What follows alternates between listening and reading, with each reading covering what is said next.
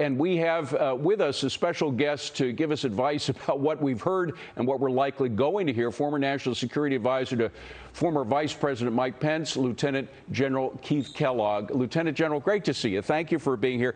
You know, the question of whether or not they came to any kind of agreement or will on cybersecurity is a huge issue for this meeting. But we gave away such a huge bargaining chip in terms of giving President Putin permission to go ahead with that gas pipeline between his country and Germany, which most of Europe is against. We gave it to the Russians without anything. In fact, we gave it to them in the same week that we were being hacked by Russians with a colonial pipeline. So it was almost rewarding bad behavior. Where do we go from here? How do we force their hand on anything if we're willing to give away something for nothing? Yeah, David, first, thanks for having me. Look, I think the president missed a huge opportunity to go side by side with Putin at a press conference. I mean, it shows, I believe, weakness when you don't sit side by side with a competitor like Putin is. President Trump stood side by side with him without notes, talked in 2018 at Helsinki. And to let Putin sit up there and talk for well over 40 minutes, which was really a lot of propaganda, really amazed me. And he covered a lot of areas. He covered the Ukraine, and he covered the cyber area that we just talked about. And when you talk to Putin, and when I was with the president over the last 4 years, President Trump, you know, he operated from strength. You know, when we sanctioned the Nord Stream 2 pipeline, and Biden lifted the sanctions on that, that means 80% of the natural gas that is used by Germany will come from Russia. Well, that's a huge economic advantage for Russia, and it cuts out the Ukraine. And we used to operate from other areas of strength.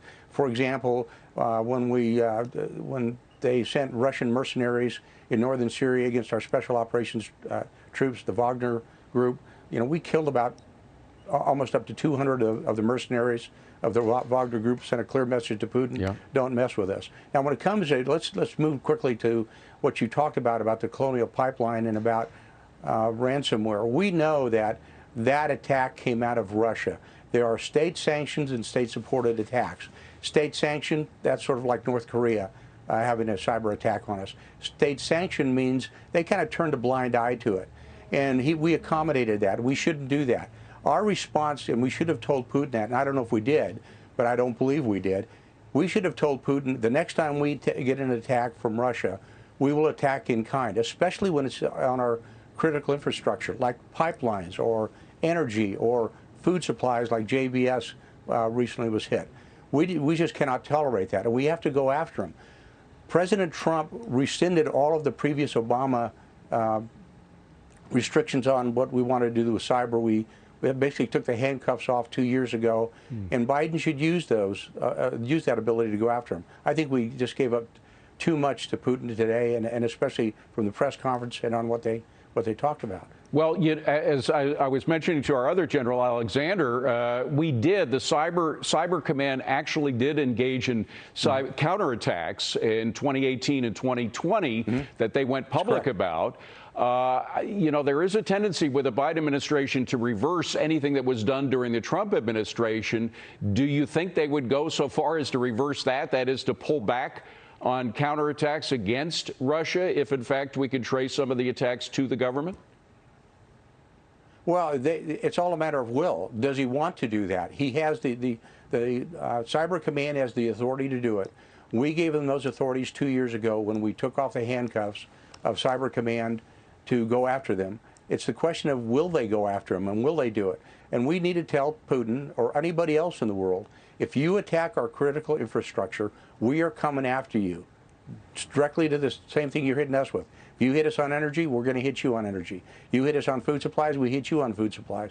And take the handcuffs off. They have the ability to do it. Yeah. We have a great capacity to do that. Let me just ask one question before we go to another panel on Ukraine. Putin was talking a little bit about that. Of course, once again, he is a master of deception and disinformation. So what he said was largely deceptive. But what happens if they go into Ukraine? Of course, they took over Crimea in 2014. The Obama administration did little to nothing about that, let them essentially walk in. Will the same thing happen this time if they go into Ukraine again? Well, to me, that's a European problem. They need to address that. And they have the Minsk agreements, which they talked about. Yeah. That's with Germany and French overseeing that, with the OSCE as well. And in the Donbass region, they have the ability to do that. The Russian military clearly does. And they're going to have to address that going forward.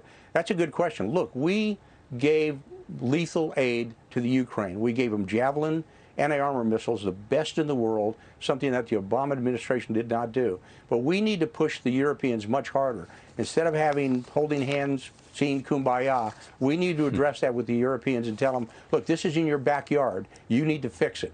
Yeah, I don't think kumbaya works very well against the Russian military. It hasn't in the past anyway. Keith Kellogg, No, General, thank you so much for being here. Really appreciate it.